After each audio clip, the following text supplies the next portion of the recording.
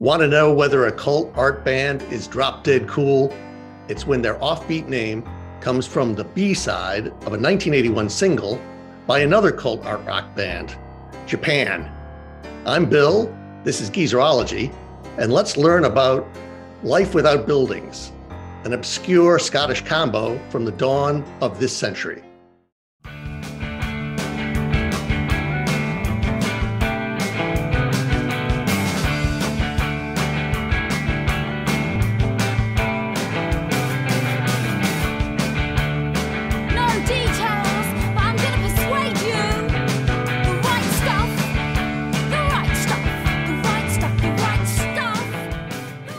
Be advised that I'm devoting this episode to a review of their entire studio discography, which won't take long because it's a one and done. The original band, comprised of 3 students from Glasgow School of Art, never coalesced until they recruited classmate Sue Tompkins, who was a somewhat reluctant singer. Life Without Buildings never seemed bothered about making it big. Their highest profile gig, supporting the Strokes in London in 2001, was a booking error, according to drummer Will Bradley. Not that such mistakes mattered. Their career path was that rarest of things: make one brilliant record, Any Other City in 2001, and quit within a year. The band was never meant to last, drummer Bradley recalled almost a decade after the split. We did everything we set out to do. Guitarist Robert Johnston said, "For Sue, I think it turned from a laugh into being a commitment she'd never signed up for." The band's music is defined by painter-poet Tompkins' elliptical style and vivid lyrics, which are both evocative and emotional, even as they highlight the fundamental shortcomings of language. Take, for example, her remarkable vocal performance on The Lean Over, veering somewhere between the unlikely stylings of Gertrude Stein and TLC's Lisa Left Eye Lopes. If I lose you, if I lose you, if I lose you, if I lose you, A stuttering, sung-spoken incantation of wired, insensible longing. It sounds improvised, as if it fell out of her mouth fully formed. We'll return to this song later. If you're a fan of Life Without Buildings, you love them. Their album connects with the listener and hits hard and deep. The fact that it wasn't a big success at the time and didn't develop a cult following like other cult records of the era can make fans feel even more protective of it. How often do you get spiky, intricate guitar music inspired by bands like Don Caballero and Mission of Burma, fronted by a painter-turned-singer who's preoccupied with turning language inside out? Maybe it shouldn't work, but it really does. The band's 2 kinds of energy are not so far apart. Both elements are irrepressible, sometimes ferocious, sometimes sweet. On songs like PS Exclusive, Monday, Tuesday, Wednesday, exclusively. Sorry, I am not for you. Juno, It's Juno. I don't want to play. Hey, for you. I'm gonna raise it. Sad notes, remember already. and Newtown.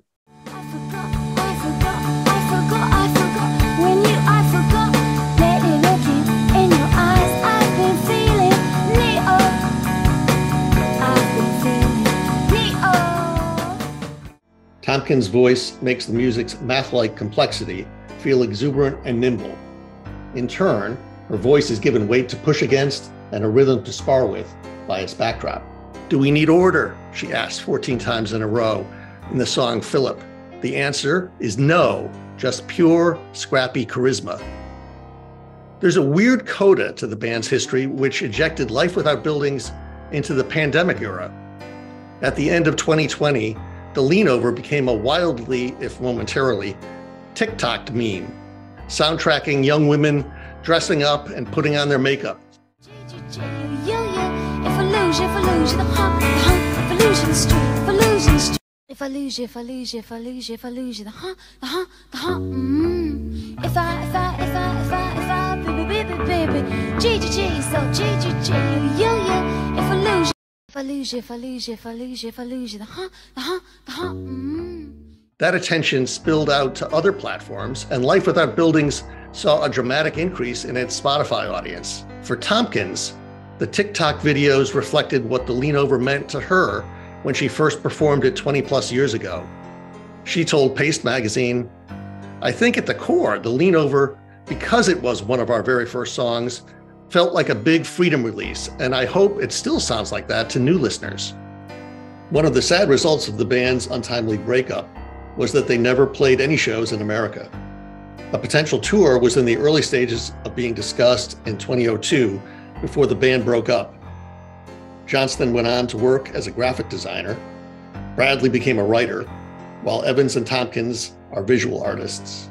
As Life Without Buildings' following has grown over the years in the wake of the posthumous live album in 2007 and Any Other City's reissue in 2014, fans hoped the band would follow in the footsteps of so many other bygone indie groups and reunite for some live shows. But don't count on that happening. During the TikTok attention spike, Bradley literally typed out a laugh when responding to that question via a Twitter direct message. "Haha, no, I don't think so," he wrote.